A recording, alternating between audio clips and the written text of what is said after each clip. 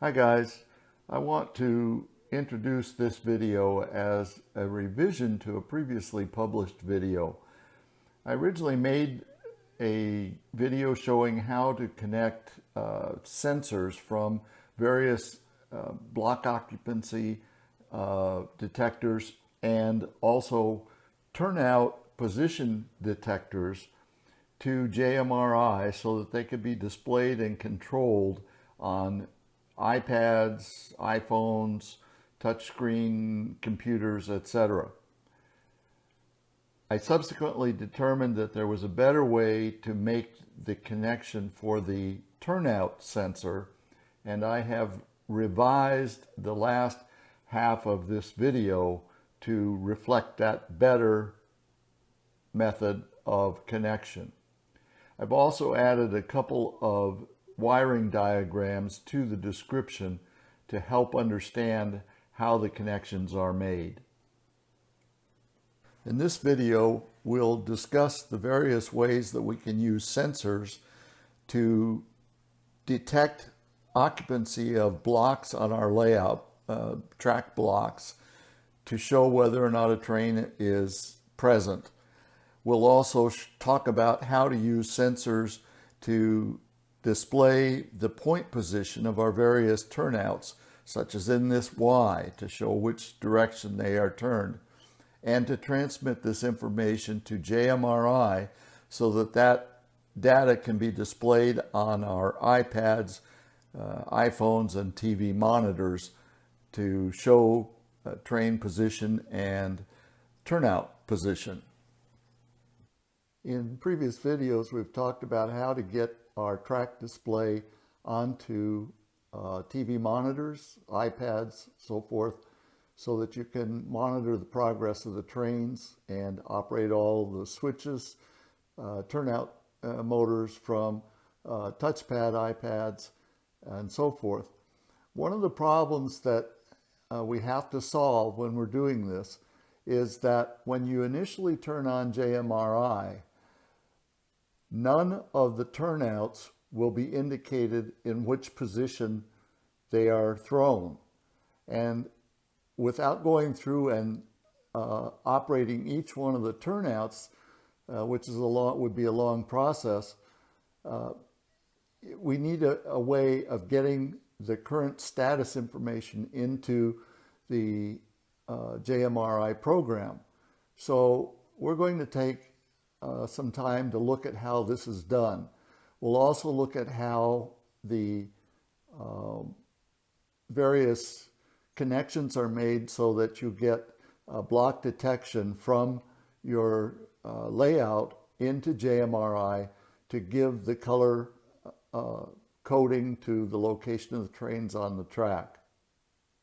In my layout, I use a Digitrax BDL168 block detection board to provide the information into JMRI as for where the trains are located. In addition to using it for just block detection, we can also use it to determine the position of the various turnouts at the startup of your operations. Okay, to help solve our problem, I have set up here on the workbench a Digitrax BDL168 detector board, and to it is attached a Breakout board sold by Acculights, readily available on the internet.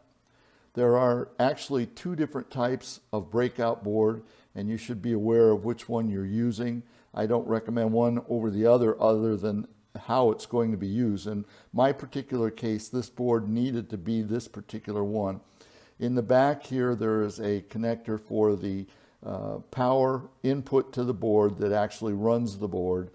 That can be either AC or DC, 12 to 18 volts as it's indicated on the board. The other connector is the one side of the track power coming into the board, and it is divided into 4 sections. Each section back here is coordinated with one set of 4 detector circuits up here. You can have 16 detector circuits on each of these BDL 168 boards. The other type of connector that you can buy, the other breakout board, has only one input for all four of the sections, so that you're sharing the same track power for all four. This is not really important for what I'm going to be talking about here, but the reason that I'm using it is because one of my sections is going to be devoted to a reversing loop. And in order to have the reversing loop work, you need to be able to reverse both sides of the connection. So therefore, you isolate one of these districts to the reversing loop and feed it with one power source, so that when you automatically reverse the polarity, you will it will work properly without affecting the other districts. So this breakout board helps divide the BDL 168 into four separate districts that can be worked as you need to have them set up. In this particular case, I'm just going to demonstrate how this board works. Like I said, I have the input power here to actually power the board. Here I have connected one side of the track power to the A section, which happens to be this zone right here, A zone. It has a monitor board here which comes with the BDL 168, so you can actually monitor what is going on. And I have a connection to the LocoNet back here. I have connected this particular Zone A Section 1 to the track that you see here. And I have the two power sources for the two wires from the track power connected to red and black. And the red side is connected directly to one rail. The black side, many people call them A and B, I don't know which is which.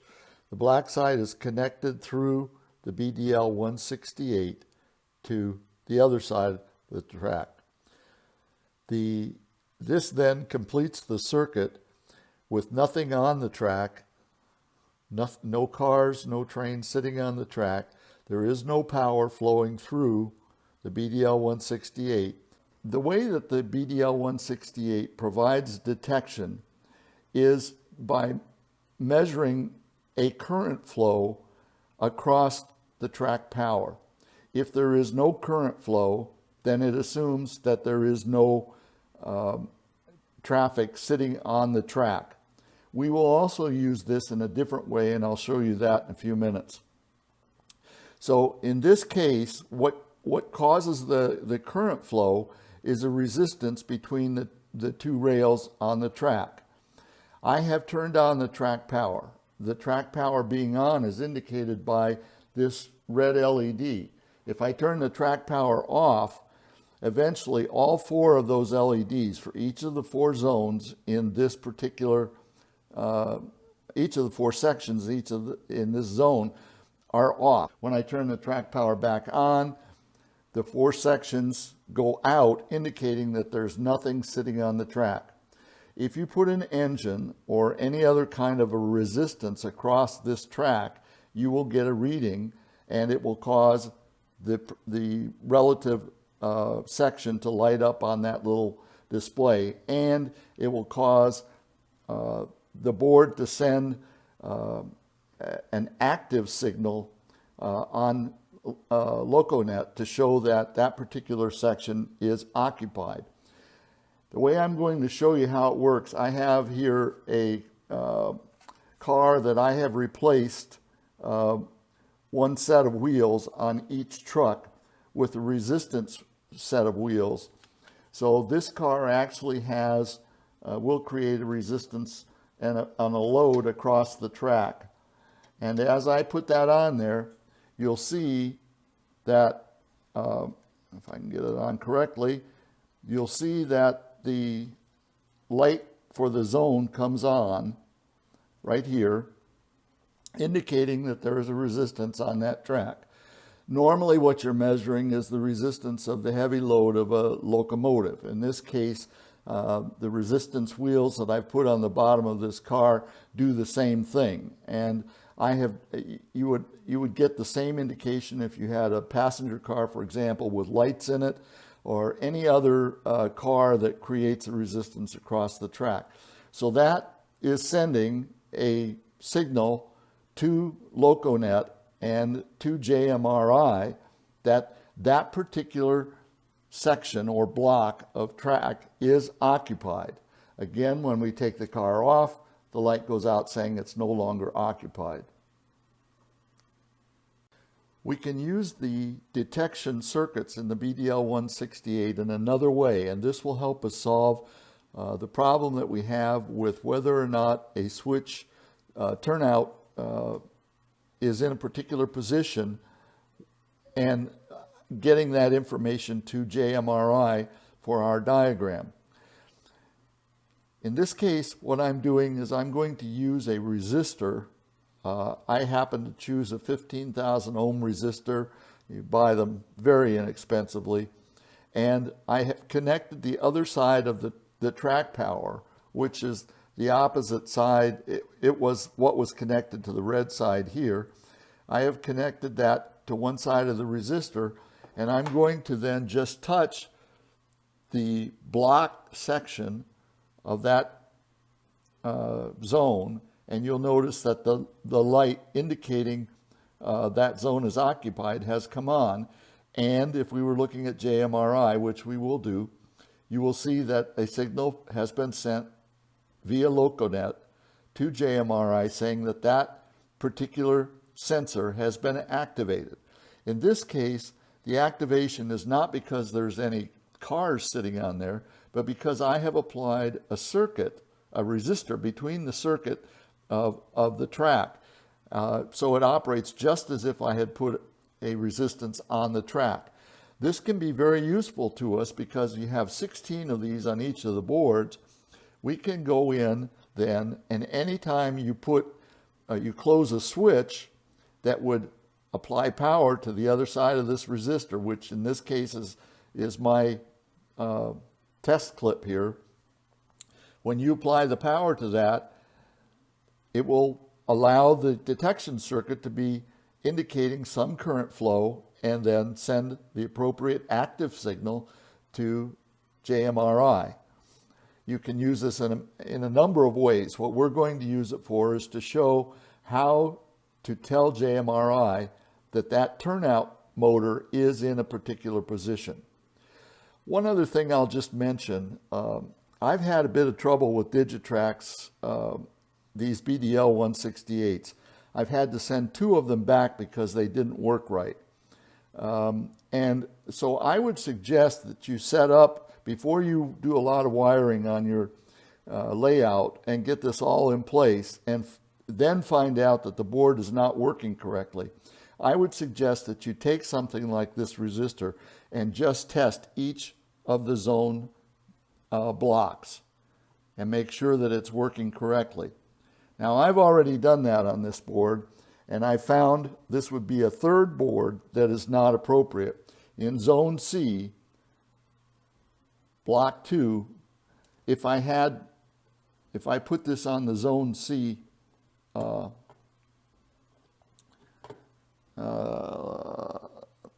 well, I don't have the power set up, so I can't really show you, but one of these is not working. So what I would suggest you do when you get your BDL168 is go through and test each one of these to make sure that they're working correctly.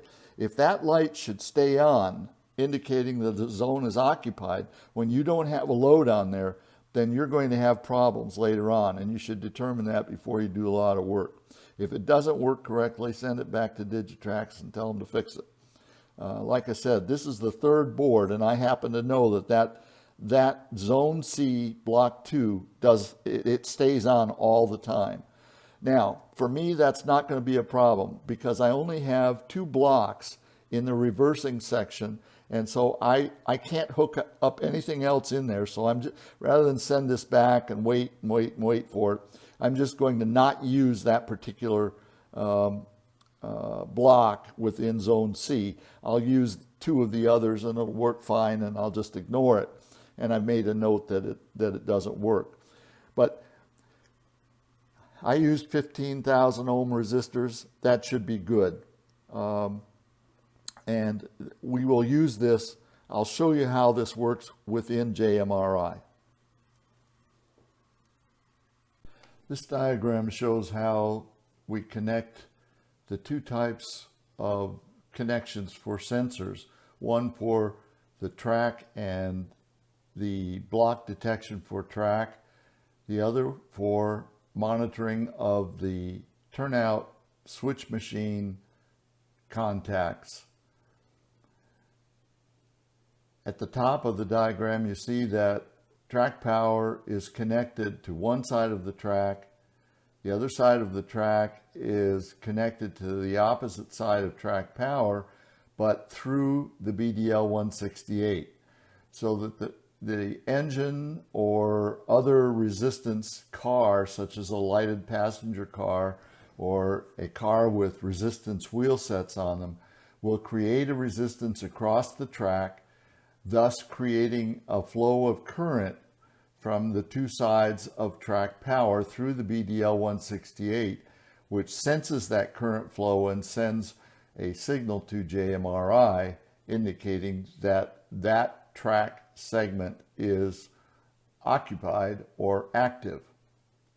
Likewise, at the bottom, we show how the same thing is accomplished using a resistor and the single pole double throw switch located on the switch machine.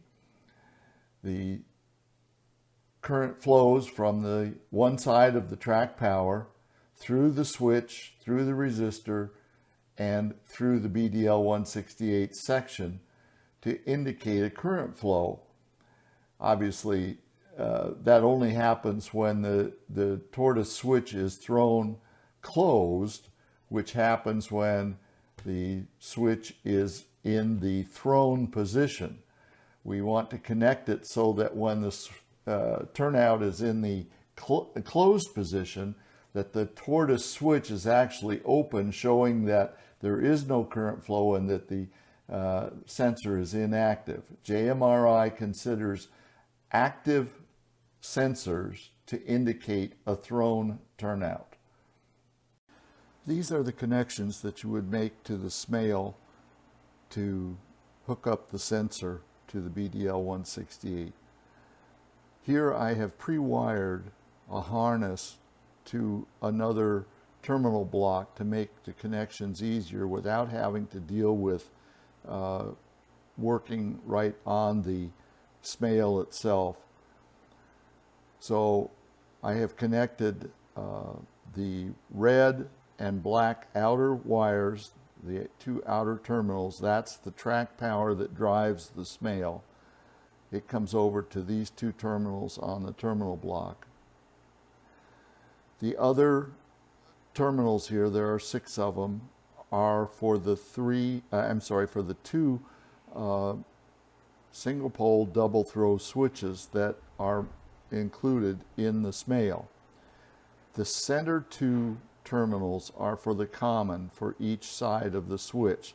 So the common is this one here, which I have a gray wire connected to. Then the next one over is one side of the switch, the green, and the blue is the other side of the switch. Exactly the same on the other side. The common is here, and then there's the green and blue, which represents both sides of the switch. Those wires come over to the terminal block, and you can see that over here I did it slightly different. I put the gray in the middle with the green and blue on either side. So these 3 terminals represent one switch, which can either be thrown this way or this way, depending on which way the turnout motor is turned. Likewise, there's another switch over here. I use one set of contacts for the light on my panels, and the other side is I'm using for this sensor connection. So we connect the sensor via the resistor that I mentioned, and the way I don't have a spare breakout board to put here, but we'll just assume that this is the breakout board, and one side of the track is connected to the common connection on the breakout board, and I'll show you that with one of my hookups here in just a second. So the one side of the track power is connected here to the breakout board. The other side of the track power comes into the common on the switch, goes back through the switch, comes back out to one of these two connectors, whichever way the motor is turned, whichever way the switch is closed. From there, we hook the 15,000 ohm resistor back to one of the terminals, one of the 16 sections that you can use within the BDL 168. So that completes the circuit between the two sides of track power. This is one side of track power, this is the other side of track power. When the switch is closed, there is a circuit between the 2 points through this resistor, which creates a current flow that the BDL 168 senses and sends a signal to the JMRI that that particular circuit is active. This illustrates one of the installations of a BDL 168 that I have on my layout. The common power connection is made at the back here on this breakout board. There are two types of breakout boards. They're available from AccuLights. You can look that up. It's accu-lites.com. This particular breakout board has 4 different common connections, one for each of the 4 zones, so that each one can be operated separately. And on this particular breakout board, that was important because this particular zone has a reversing zone because it's part of the Y that is operating on my layout. The reversing board that does it is an AR1, and it's mounted at the back there. Okay, so one side of the track power comes in back here, and it is then used both for block detection, which is done on this particular zone on this board, and it's also used for detecting the status of your turnout motors. And the way I've hooked it up is I have the wire coming in each of these cases here. The wire comes in from one side of the switch, as I just showed in working with the switch motor on the bench. This is the side that comes back. The other side of the switch is connected to the opposite track power from what's connected here on the breakout board. I then go from this connector through the resistor to one of the zone sections on the BDL 168. And then that zone is the one that senses the position of this particular turnout whenever that turnout is active in the thrown position. If you are not getting the proper active signal from the switch machine, then on the switch machine you need to connect this wire to the other side of the switch so that it gives you the proper active signal. We'll talk about that when we talk about hooking up the active signal to JMRI. JMRI assumes that you will get an active signal through this sensor when the switch is in the thrown position or the turnout position rather than the closed or straight through position. We'll talk more about that later. This is an example of the other type of breakout board where there is only one power connection that serves all four of the zones. The other terminal back here is for a ground. So there's only one power connection coming in, and it serves all four of these zones. This particular BDL, as you notice, there's no resistors here. This BDL is only serving blocks, and I've labeled them which block is indicated, which block is being sensed. So there won't be any resistors in here because that resistance is provided by the motors or resistance wheels on the track itself, causing a current, indicating that that particular zone is active or occupied. So this is the other type of breakout board that connects one wire, all four zones. The second breakout board has four separate connections so that each one of these zones can have a separate power connection in case you need to do the reversing on any one of them or for some other reason that you want a separation. Both boards are available from Acculights. Okay, now that we've seen how to operate the BDL-168 and what information we can get from it, we need to figure out how to connect that information to JMRI and tell JMRI to display the information on our track diagram, as I've shown here on my TV wall mount. In this particular case, we have two of the blocks set up indicating that there is a train located in the two blocks, and that's because there is an engine or car that is creating a resistance across the track, telling the BDL-168 that the track is occupied, and therefore that it should indicate that the block is active. In a few minutes I'll show you how to get the information that is being transmitted to JMRI, how you can use that to indicate on the display that the track should turn red or remain blue, as is most of it. Wherever there's red on this track is where a train is located.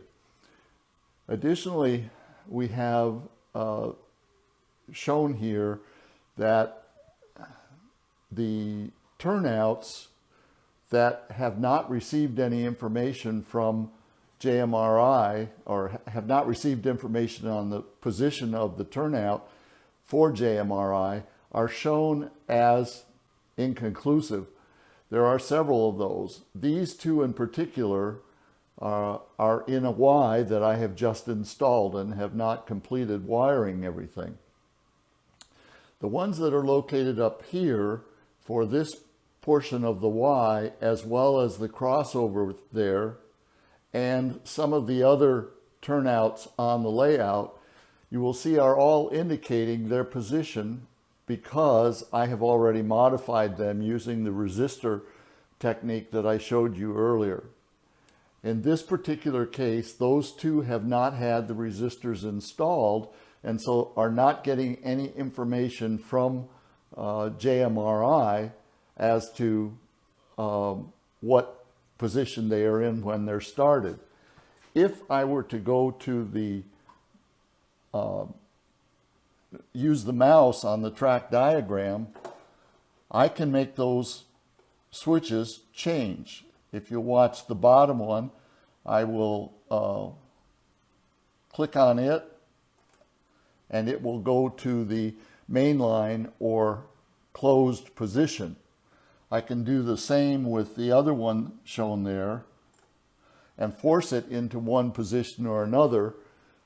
And now JMRI knows that that's the position of those turnouts because the signal has been sent from JMRI through LocoNet to actually activate those turnout motors and position them as requested. So from here on, the program will assume that the turnout is in the position that has been requested. The problem with that is that sometimes you may throw a turnout using a manual push button, or throw it using the throttle control or some other means such as that, where there is no feedback to JMRI unless you install that resistor and connect it through something like the DBL168, as I have done in these up here. If I were to throw those turnouts from the manual control on my fascia or via the throttle, because they have a connection to JMRI using the resistor and the feedback through the DBL168, they will turn because they will get a connection for powering that resistor through the switch located on the Smale or Tortoise turnout machine. So the reason for installing the resistors and using some type of block detection or detection system is so that all of these turnouts will indicate appropriately both at startup and also any time that you change the turnouts from another source.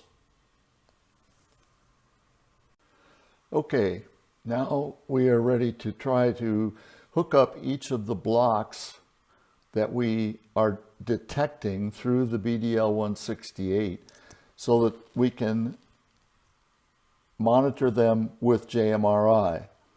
The way that we will do that is we will go to the menu on top of the JMRI control panel and select Tools. We'll then go down to Tables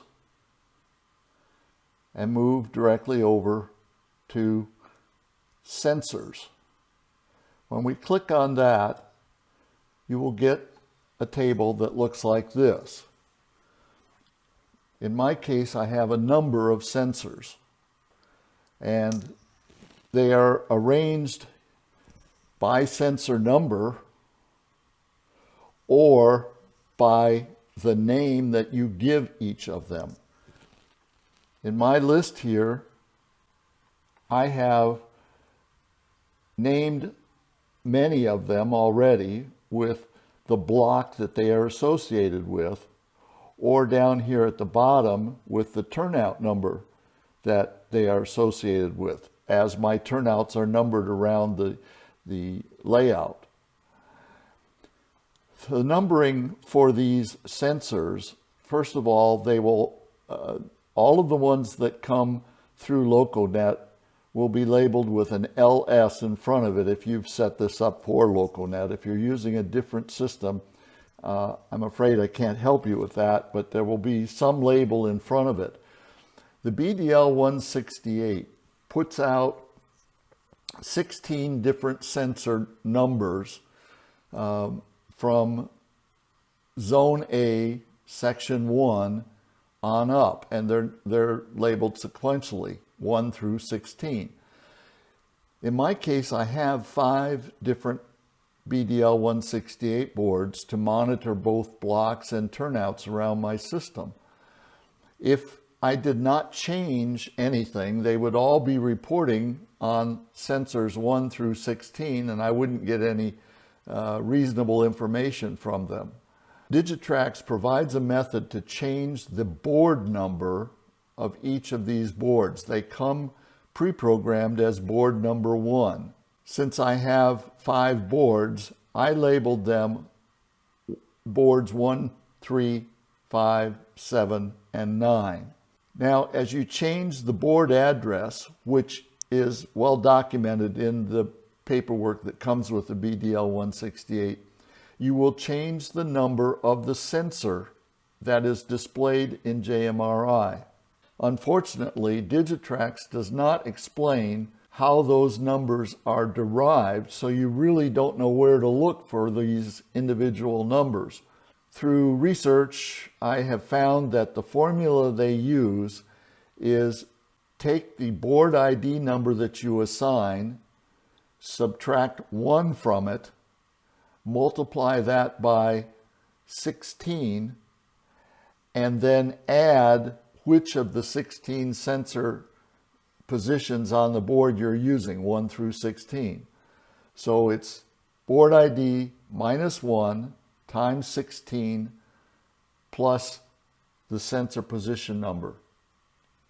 So in the case of a board that is labeled, that you have set with the ID of 1, then it would be 1 minus 1, which is 0, multiplied times 16, which is still 0, plus position 1 on the board, and you would come up with sensor number LS1, as you see right here. If you had labeled your board number 3, we can go down here and we'll see that 3 minus 1, 2, times 16 is 32, plus position number 1 makes it sensor 33, and that's shown right here. And they will go up for 16 beyond that. You'll notice that we're working with board ID 1, and I have sensor numbers 1 through 8, then we're skipping a couple in here, and then 12 through 16.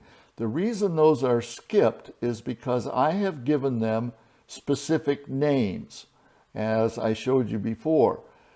Position number 10 is the bad sensor that I mentioned to you earlier in the video. I labeled it as bad sensor so I wouldn't be tempted to try to use it in any way. Position number 9, I have assigned to block 127, which is this block right here. It's got a little 5 beside it because it represents the 5th level of my helix. And so it is sorted according to its name, which block 127. Just before that is sensor number 11, which is block 126. Again, they're sorted alphanumerically. Block 126 is the one that is labeled 4 here. You'll notice that both of those, block 126 and 127, are shown as active over here. That's because there is something causing a current in those two blocks, and the sensor is sending an active signal. The block right next to it, which is labeled 3 up here, is block 124 in the list, and it is shown as inactive, and therefore on the diagram it is in blue rather than being red. The reason that these numbers jump around quite a bit is because of the sequence in which I worked on them. The 2 blocks that you see that are red in the diagram are actually the tail of the Y, which is being auto-reversed. I referred to this earlier in my discussion. I won't go into how that's set up, but just know that those 2 blocks I put in, and I just recently did that so they get numbers that appear to be out of sequence with the rest of them. My block numbers are also out of sequence. They're in sequence, but they don't necessarily have all the numbers in there because from the beginning I started changing the length of a block or including 2 blocks together to make more sense for my layout. So that explains how these are set up. Now, once you have figured out that you want a particular block number to be associated with a particular sensor, and let's just use this sensor number 9 for block 127 that's currently shown active. Over on the diagram, you'll see the little circle that represents that section of track on your track diagram. If you take the mouse and go over that circle and right click on it, you will open another box that tells you, gives you the option to do a number of things. For example, edit. And in this case, I'll click on edit and get another box that comes up and says the block name is 127. We've assigned that elsewhere, so that's not particularly important. What we want to do now is to go to the Create/Edit block button, which will open another window. And in that window is where we can say what colors we want for the track when it's unoccupied, in this case blue, or occupied, in this case red, on my layout. But the important part about this window is in the menu bar at the top, you'll see Sensor. So we'll click on Sensor, and what you get is a place to put in what sensor you want to occupy, to indicate whether that block is occupied. And you can do that by pulling down the menu, this drop-down menu box, and choosing from all the sensors that are available. I'm not going to change this right now because I happen to like having block 127 be the one that actually works that.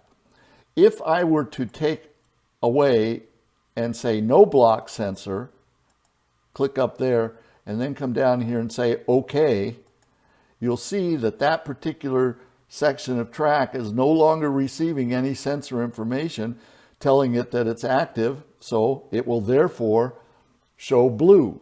If we look over into this table at the sensor, well, actually the sensor is still showing that it's active, but it's not associated with that particular block of track. We have associated it through this Create or Edit block window. And to put it back on, all I have to do is go to Sensor and come over to the drop-down box, go down to block 127, which is the one that I want it to be, click on that, click OK, and now because the sensor is saying it's active, it will now show that section of track to be active. So that is how you associate each sensor with its particular block using the information that's being transmitted from the BDL 168.